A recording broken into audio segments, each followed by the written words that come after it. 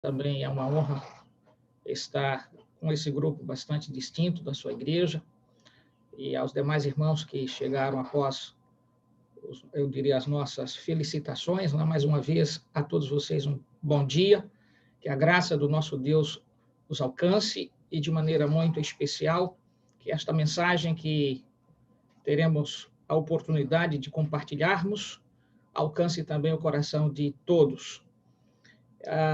Seguirei durante, portanto, esses 2 dias, sempre nesta cadência que aqui vou expor, de maneira que você compreenda qual é, de fato, eu diria, a caminhada que nós vamos percorrer juntos.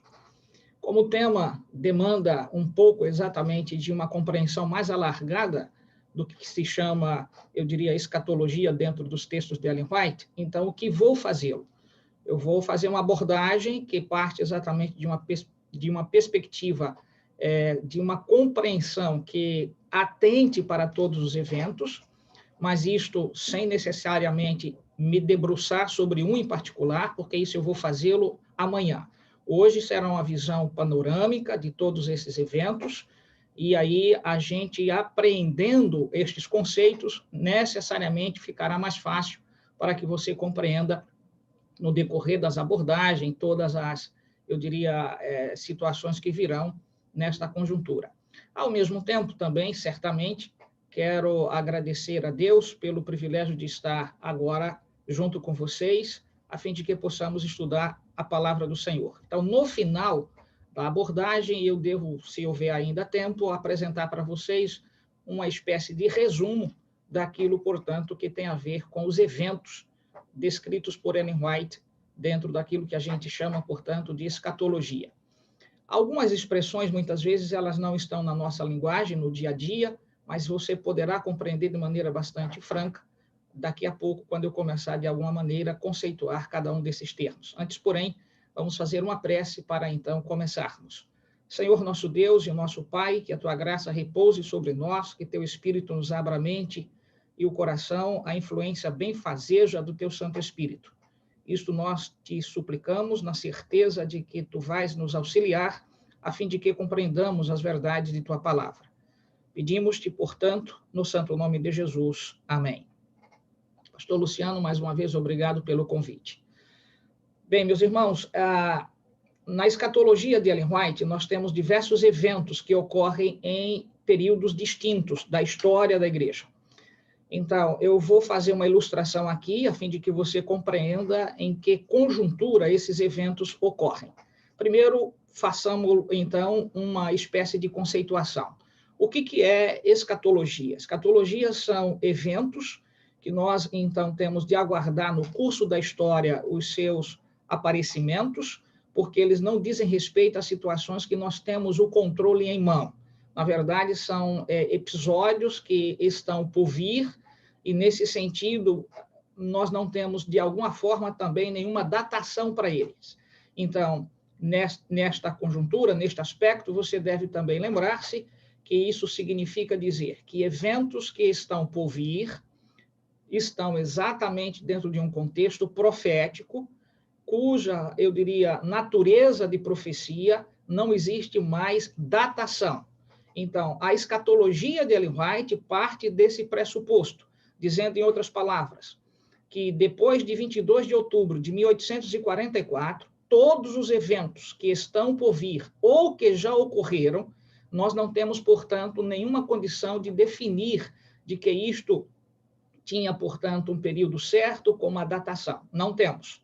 Então, é preciso que esta primeira verdade seja assentada na sua cabeça. Então, se alguém perguntasse para você o que é escatologia, você diria de maneira muito franca, são eventos de natureza profética que estão por vir, não sabemos de data, não sabemos, portanto, de dia, não sabemos de hora, mas tem a ver com eventos finais. Então, neste sentido, se esta, portanto, é a abordagem, de antemão, agora eu vou dividir para você estes eventos, ilustrando aqui em 3 círculos concêntricos, para que você possa compreender em que destes círculos, portanto, determinados episódios estarão ocorrendo. Então, o que é um círculo concêntrico? Isto que você talvez pode não lembrar mais, mas eu vou tentar fazê-lo como que você compreenda fazendo uma recapitulação na sua memória, quando você estudou um pouquinho ali lá atrás, na quarta, quinta série, ou sexta série, quando em alguns instantes lá, essas situações voltaram. Círculo concêntrico. Imagina um primeiro círculo, dentro dele, portanto, mais um outro, que abarca o primeiro, e um outro terceiro que abarca os dois últimos, ou seja, o primeiro e o segundo. Então, isso nós chamaríamos de círculos concêntricos. Então, dentro da escatologia de Ellen White, estou fazendo essa ilustração para você compreender que há eventos que ocorrem exatamente a partir do primeiro círculo. Vamos dar um nome para cada um desses círculos. Ao primeiro círculo, nós vamos chamá-lo, portanto, de juízo pré-advento ou juízo investigativo até o fechamento da porta da graça.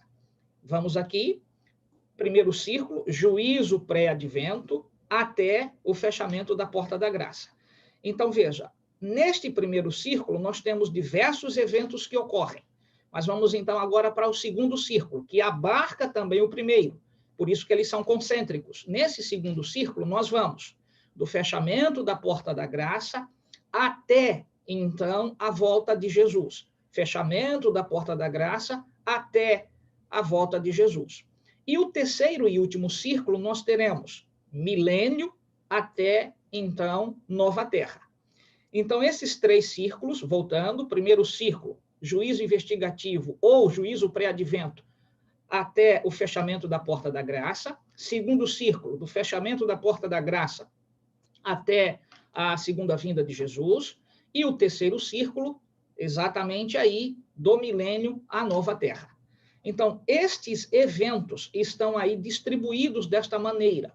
O que nós devemos, portanto, compreender nesta forma como Ellen White aborda estas questões. Vamos tomar o primeiro círculo. Qual que é ele? Juízo pré-advento ou juízo investigativo até o fechamento da porta da graça. Então, esse primeiro círculo que nós estamos tirando de dentro desses três, primeiro, segundo e terceiro círculos, círculos concêntricos, nós vamos, então, agora dar nome para o primeiro círculo. Nesse primeiro círculo, nós temos diversos eventos que ocorrem. Veja, nós temos eventos que estão ocorrendo no céu e eventos que estão ocorrendo na terra, no primeiro círculo. Não perca de vista isto. O nome do círculo, juízo pré-advento até o fechamento da porta da graça.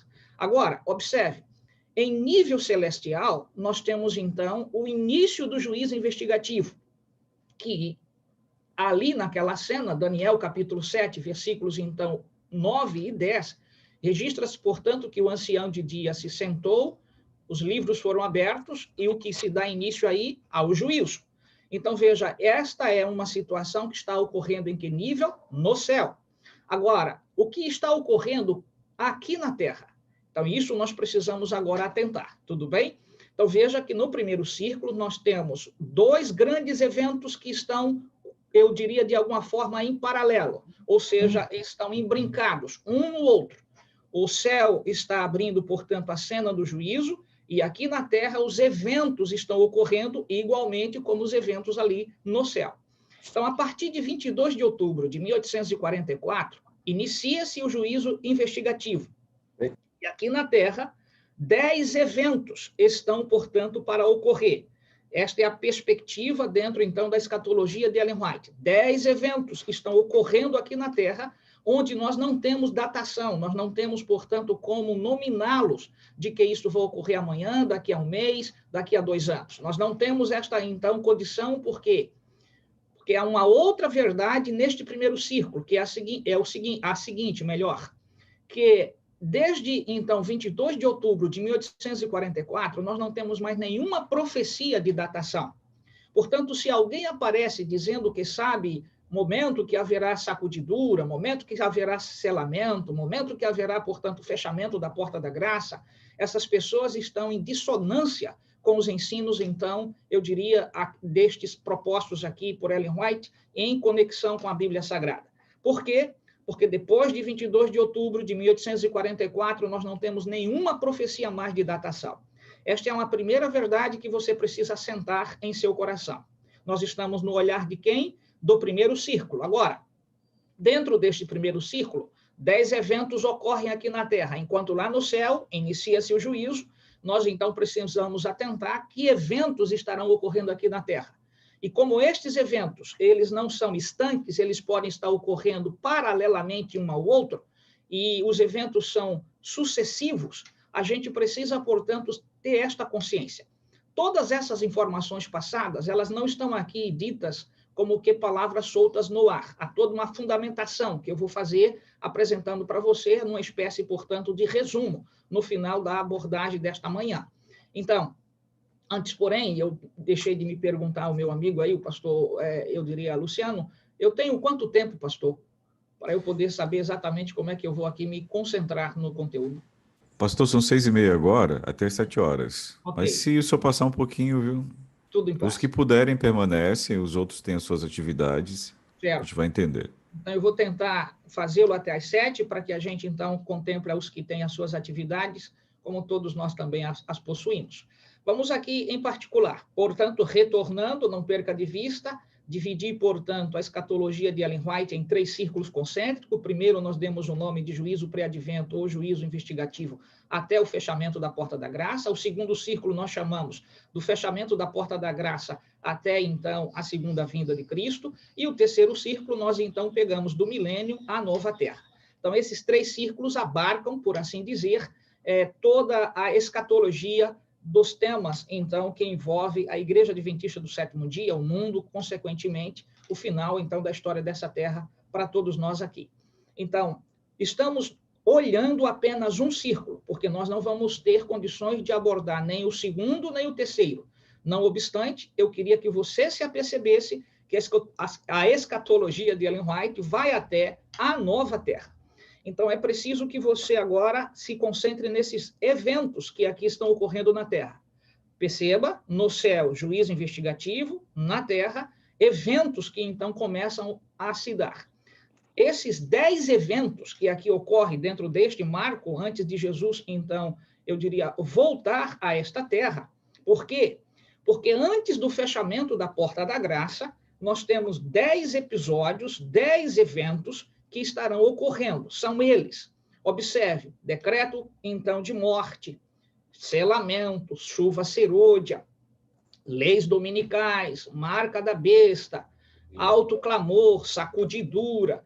Então, veja, estes eventos, eles se dão antes do fechamento da Porta da Graça. Isso você precisa atentar.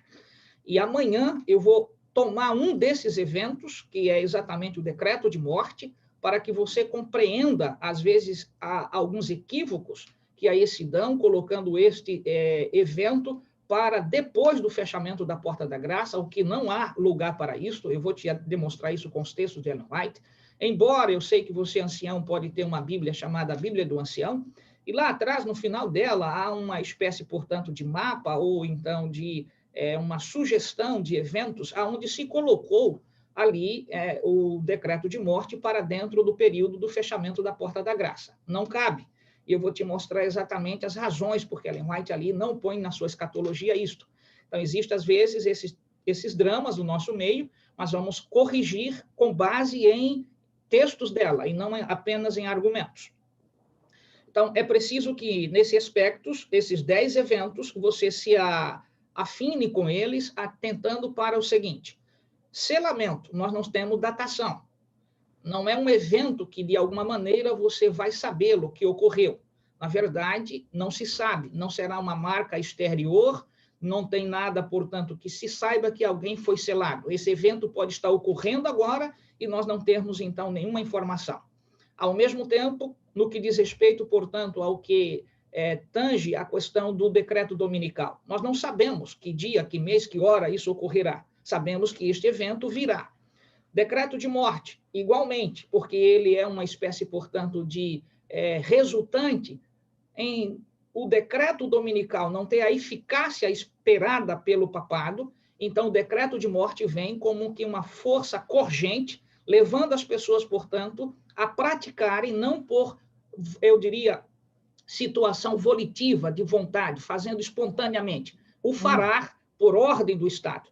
É esta a razão porque o texto do Apocalipse descreve que, então, aquele que não possui a marca da besta e que a rejeitou, então agora será colocado sobre uma ordem de um decreto, que é de morte, imprimindo sobre as pessoas um pânico e um medo para que, então, só possa comprar ou vender aquele que possui determinada, portanto, marca. Então, veja, a marca da besta é outro evento que aí está.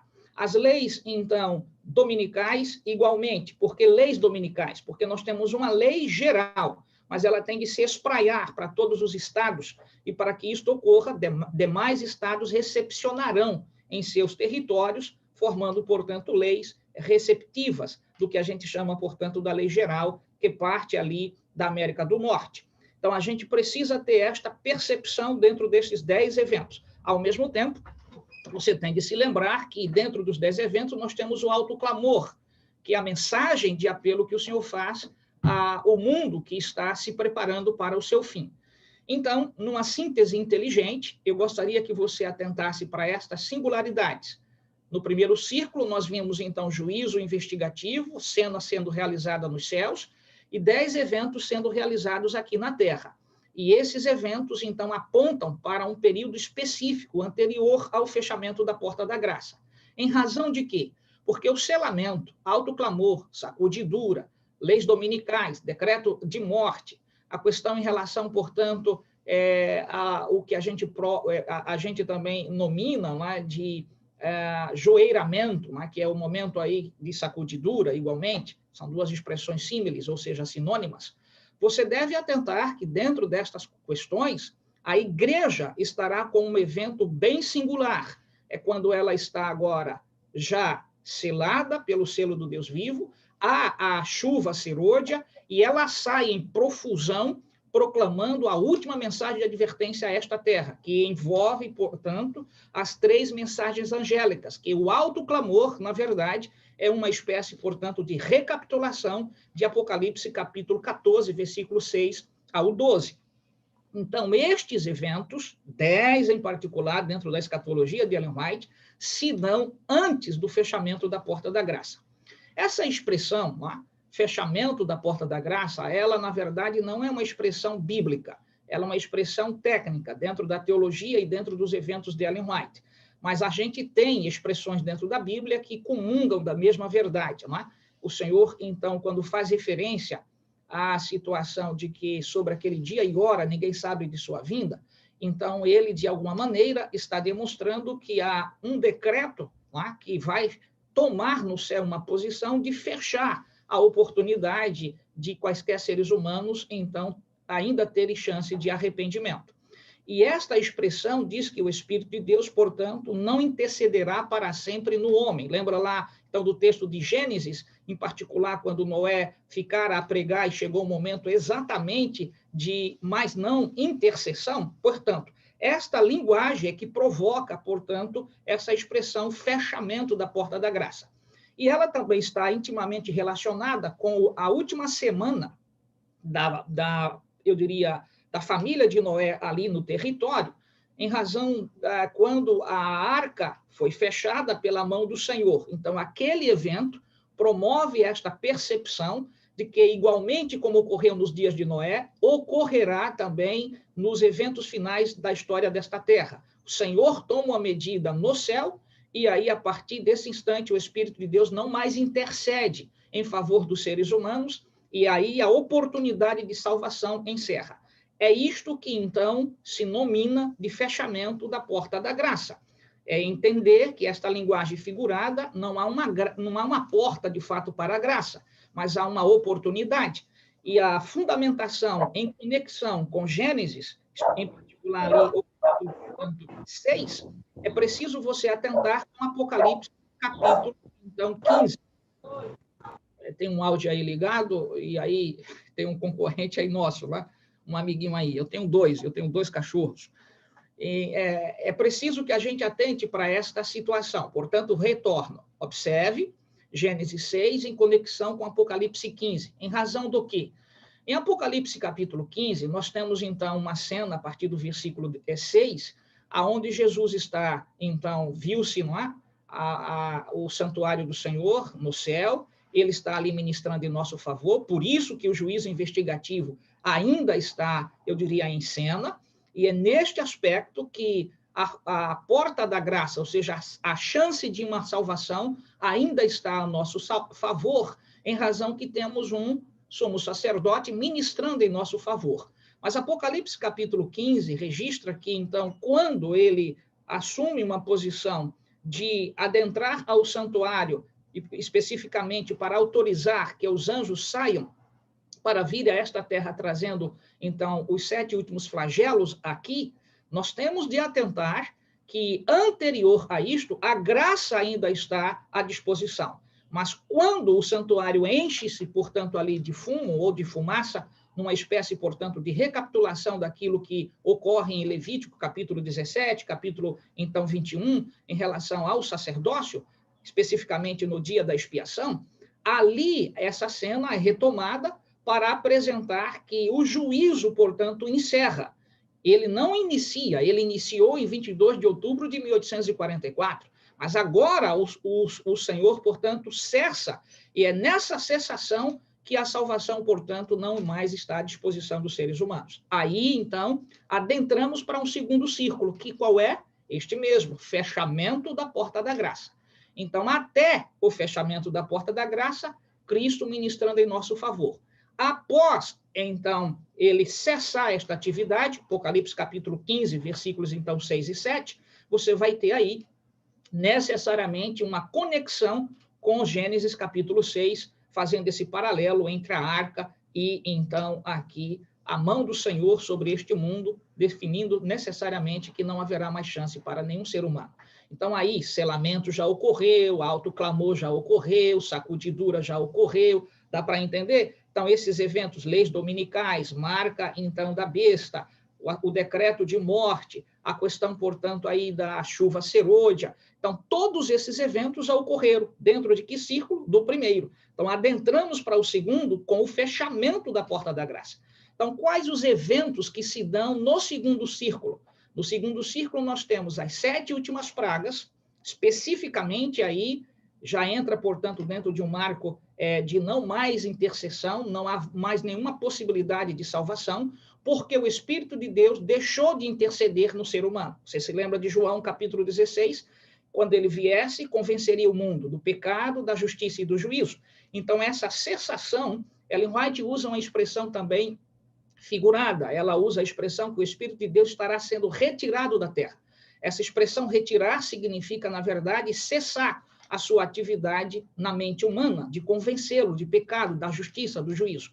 E por meio do que esta, então, justiça, juízo e pecado são aceitas ou compreendidas? Através da pregação que é feita pela igreja, através do alto clamor, da mensagem, então, aí de apelo a estas pessoas. Enquanto isto, ainda a graça aberta, o Espírito de Deus atua. Mas após o Senhor Jesus assumir esta postura, portanto, como está registrado em Apocalipse capítulo 15, verso 6 em diante, cessa-se, portanto, o fechamento da porta da graça e, consequentemente, ocorre os 7 últimos flagelos sobre esta terra. E que ninguém poderia mais adentrar o santuário, veja, senão após o cumprimento destas pragas. É isto que devemos entender, que as pragas, elas são derramadas sem misericórdia, é a ira de Deus. Aliás, o doutor Júlio Schwantes usa uma expressão, uma obra bastante antiga, 1974, intitulada As 7 Últimas Pragas, no canal que eu tenho aqui no YouTube, que eu criei exatamente para tratar desses assuntos em razão de profecias. Lá eu digo o seguinte, que o canal tem o nome A Fé Se Explica. Eu digo o seguinte, que a partir desta informação que o Dr. Júlio Schwantes apresenta, de que, na verdade, o que é a ira de Deus em pragas sendo derramadas nesta terra? É, na verdade, o amor do Senhor agora apresentado sobre o aspecto de ira. Em outras palavras, o amor que foi rejeitado, agora, então, se apresenta em sua própria ira. E é isto que, neste segundo círculo, que nós nominamos, então, de fechamento da porta da graça até a volta de Jesus, você deve atentar que diversos eventos aí ocorrem. Então, as 7 últimas pragas, dentro já do fechamento da porta da graça, a chamada ressurreição especial, antes de Jesus voltar a esta terra, ou que eu nomino de ressurreição parcial, não uso a expressão especial para não caracterizar uma situação, portanto, de interesse particular, de singularidades, mas é parcial porque envolve, de fato, grupos distintos.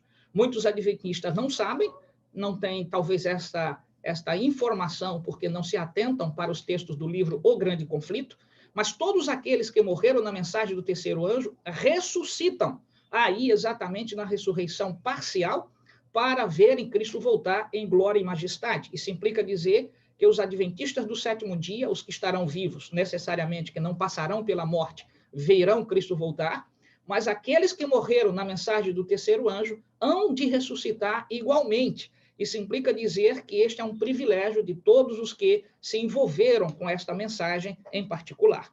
Então, queridos amigos e irmãos, este segundo círculo. O terceiro e último círculo aponta exatamente para este instante do milênio e a nova terra. Questões que estão ocorrendo puramente no céu, a terra aqui totalmente desfeita. No texto de Jeremias, capítulo 4, você se lembra que a terra volta ao seu estado, então, antes da semana da criação, sem forma e vazia, luz completamente inexistente, e o diabo aqui, de acordo com Apocalipse, capítulo 20, preso nessas circunstâncias. E o que está ocorrendo no céu? Uma cena singular, que é o juízo, portanto, comprobatório, ou seja, a fase de juízo pré-advento encerra, juízo investigativo, encerrou quando? No fechamento, então, da porta da graça. A partir daí, nós adentramos, então, para uma cena preparatória, que é a cena, então, do milênio, que estaremos já aí nos céus, tirando o Senhor as dúvidas de nossa mente, porque o milênio não é para que haja uma segunda chance, exatamente para tirar as dúvidas de nossa mente, porque determinadas pessoas não puderam lá chegar. Então, os registros nos são apresentados, não para, então, a gente dialogar com o Senhor e combater ou entrar numa espécie, portanto, de discurso, mas de uma forma de que o Senhor vai nos apresentar a razão por que não poderiam lá estar. E isto resulta, num final do milênio, num ato, portanto, de louvor e agradecimento, porque justos e verdadeiros são, então, os juízos do Senhor. Então, os salvos tomam esta consciência.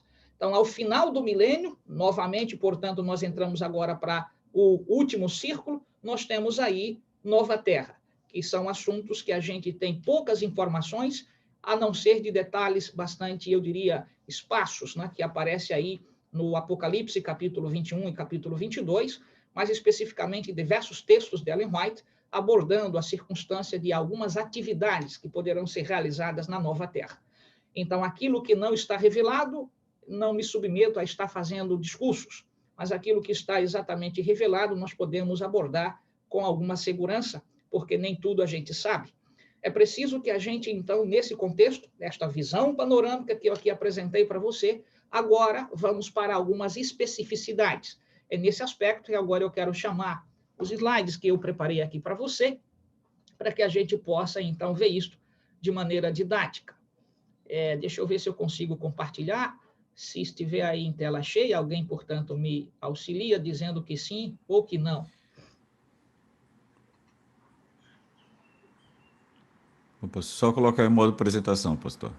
Tudo bem, eu estou tentando aqui fazê-lo. Não apareceu ainda, não é isso? Em apresentação não, ele está aberto. Certo, deixa eu ver aqui. Eu acho que ele... Deixa eu ver se eu dou um ESC aqui. Deixa eu ver se eu paro e vou retomar. Porque às vezes ele fica parado e ele dá problema.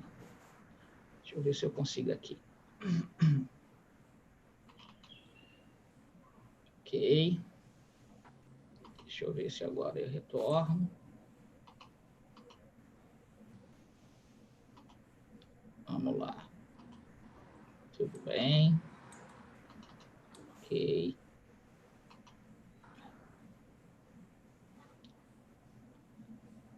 Tá tudo ok aí agora?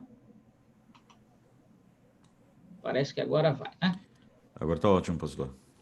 Tudo bem. Então, veja, o grande tempo de angústia, o que isso significa, em outras palavras? Eu vou passar esse slide, porque você vai ver o próximo e você vai entender. Dentro do grande tempo de angústia, você tem, portanto, diversos eventos. A expressão grande para Ellen White, dentro da sua escatologia, não significa necessariamente o aspecto, portanto, de extensão, mas envolve também intensidade. Então, o grande tempo de angústia vai de onde? Do primeiro círculo concêntrico, não perca de vista isto, desde, portanto, 22 de outubro de 1844, esse tempo de angústia, portanto, aí, do ponto de vista grande, tem a ver com a sua extensão. Mas ela usa também a expressão dentro de um contexto que a gente chama de intensidade. Então, eu vou aqui apresentar para você, deixa eu tirar isso aqui, para ficar um pouquinho mais adequado para mim aqui, ok? Veja, nós temos uma linha contínua aí. Esta linha contínua, ela está, portanto, abarcando a expressão o grande tempo de angústia. Então, aqui nós temos uma linha contínua e uma linha, portanto, seccionada. Essas linhas seccionadas envolvem os eventos que estão intimamente relacionados. As 7 últimas pragas estão aqui. Então, você vai entender isso agora. Observe como ocorre aqui. Nesta linha contínua, nós temos o decreto de morte, que ele tende a ocorrer antes do fechamento da porta da graça. E as razões você verá amanhã por quê. E agora nós temos, então, essa expressão AFPG, é antes do fechamento da porta da graça. E aqui eu botei, portanto, uma barra para dividir exatamente esses 2 instantes. No topo desta linha, portanto, aqui vertical, nós temos, portanto, o fechamento da porta da graça. Então, veja, anterior a este fechamento, que é aqui, dentro desse marco de tempo, os 10 eventos que nós, então, aqui abordamos do ponto de vista informativo, porque cada um desses eventos precisam ser estudados, mas sempre com uma percepção bastante simples aqui. Nenhum desses eventos são estanques, eles podem estar em paralelo. Aliás, eu tenho um texto de Ellen White aqui que eu gostaria de fazer apenas citação para que você, então, pudesse depois buscar e verificar que é como ela, de fato, diz, e não apenas uma abordagem de minha, eu diria, argumentações. Lá no Grande Conflito, página 664, Ellen White diz assim, que, na verdade, o reavivamento incluirá milagres e conversões genuínos, e esses episódios serão, portanto, sucessivos. Então, mexer aqui na minha câmera. Então, se são sucessivos, eles não podem serem tomados de natureza estanques. Não, acontece o selamento, dá uma parada, acontece uma outra coisa. Não, eles podem estar intimamente relacionados. Selamento, portanto, e sacudidura virem comumente. Como nós não temos datação, como nós não sabemos dia e hora, cuidado para não tomar uma ideia, portanto, muito, eu diria, infantilizada, de que essas atividades ocorrerão desta forma, esses eventos ocorrerão de maneira estanque. Não é isto que Ellen White explica em nenhuma de suas abordagens. Igualmente as pragas. Ou seja, após o fechamento da porta da graça, nós também não podemos imaginar que a primeira praga que cai sobre os adoradores da besta e da sua imagem, de acordo com Apocalipse capítulo 16, são eventos estanques. Não o são, porque quando nós chegamos à quinta praga, há consequências ainda, eu diria, advindas da primeira, o que demonstra necessariamente que são eventos sequenciais. Então, a gente pode atentar para esta singularidade, olhando com, eu diria, peculiaridade os textos de Ellen White. Ao mesmo tempo, eu, então, coloquei uma outra coisa aqui, que exatamente está aparecendo aqui em tela, é que esta praga, a Batalha do Armagedon, precisa ser estudada com muita, eu diria, acuidade, com muito mais empenho. Por quê? Porque é um evento que muitas e muitas vezes tem causado bastante efervescência entre os adventistas do sétimo dia, com abordagens que não podem ser, de alguma forma, convergente com as expressões e com os ensinos que Ellen White, então, apresenta sobre este tema. Portanto, eu convido você a esta particularidade. Esta outra, então, eu diria barra, ou então linha aqui, ou coluna, como você bem quiser chamar, vertical, eu coloco o RP. RP aqui significa ressurreição parcial, ou seja, no final da sétima praga, nós temos, então, uma ressurreição parcial. Nesta ressurreição, você tem o grupo especial dos que morreram na mensagem do terceiro anjo, e você tem toda aquela turba infame que participara necessariamente, então, da condenação de Cristo Jesus, desde o seu julgamento até a sua crucifixão, há uma série de personagens que aqui ressuscitam. Isso está, portanto, atrelado a Mateus capítulo 26, quando Jesus ia ali, então, na conversa singular com Nicodemos, o próprio, portanto, aqui Pilatos, desculpe, Nicodemos não, Anás, Caifás. Você precisa, então, atentar para essa ressurreição parcial, porque ela ocorre antes de Jesus, então, voltar, de fato. Aí nós temos entre a ressurreição parcial nós temos, então, aqui, dentro desse marco, a ressurreição parcial e a segunda vinda de Cristo. Agora, veja, eu espero que você esteja atentando que nós estamos aqui dentro de que círculo? Veja, no primeiro círculo, juízo pré-advento, estamos aqui, e os 10 eventos, ou seja, juízo pré-advento até o quê? Até o fechamento da porta da graça. Então, daqui para cá, até então a ressurreição parcial ou até a segunda vinda de Cristo, nós temos um outro evento, que é aquele outro círculo que nós chamamos. Lembram disso? O fechamento da porta da graça até a segunda vinda de Cristo. O que é que ocorre aqui? As 7 últimas pragas, a ressurreição parcial e a segunda vinda de Cristo propriamente dita.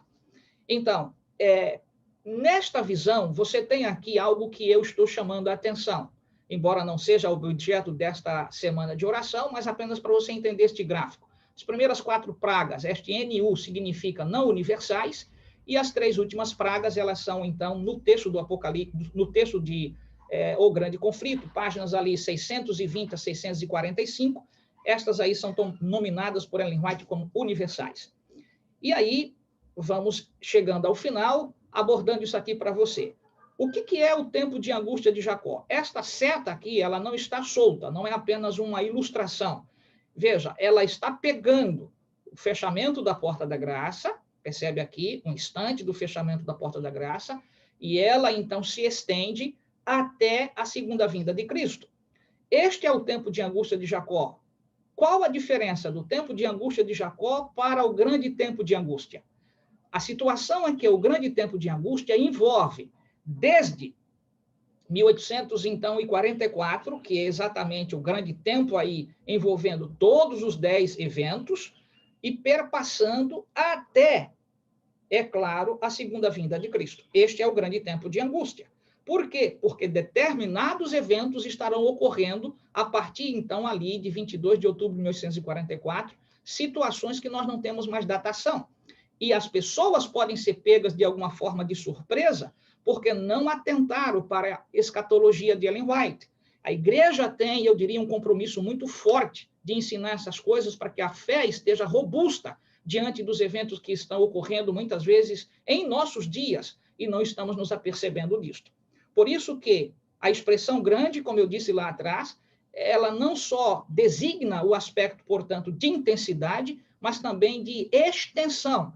Agora, o tempo de angústia de Jacó é especificamente que se dá no período do fechamento da porta da graça e vai até a segunda vinda de Cristo. Neste marco de tempo, aqui como não há mais intercessão, teremos de viver à base de nossa própria fé, naquilo que estruturamos ao longo de nossa jornada com Cristo Jesus aqui nesta terra, é que então Ellen White nomina de tempo de angústia de Jacó. Esse texto está, na verdade, é um texto tirado lá do livro de Jeremias, para exatamente nesse paralelo, né, entre o personagem Jacó, que tipifica o povo de Deus neste aspecto de sofrimento, e embora não haja, portanto, no meu gráfico essa exposição, é preciso fazer o paralelo no sentido oposto.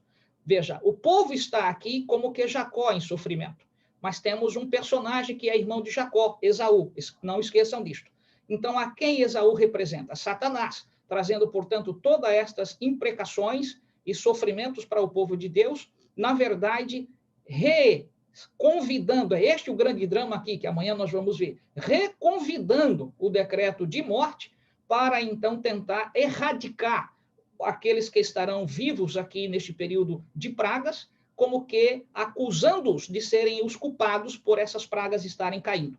Então, às vezes, as pessoas confundem o decreto de morte, porque Ellen White, então, reconvida o decreto para este momento, mas o decreto tem uma razão de surgir aqui anteriormente ao fechamento da Porta da Graça, tema que nós desenvolveremos amanhã.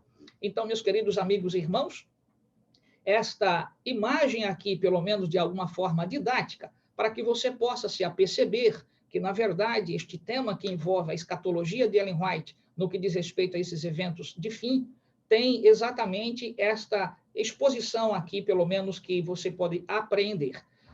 Bem, você poderia sair desta manhã, neste primeiro contato, se perguntando: o que isto é útil para mim?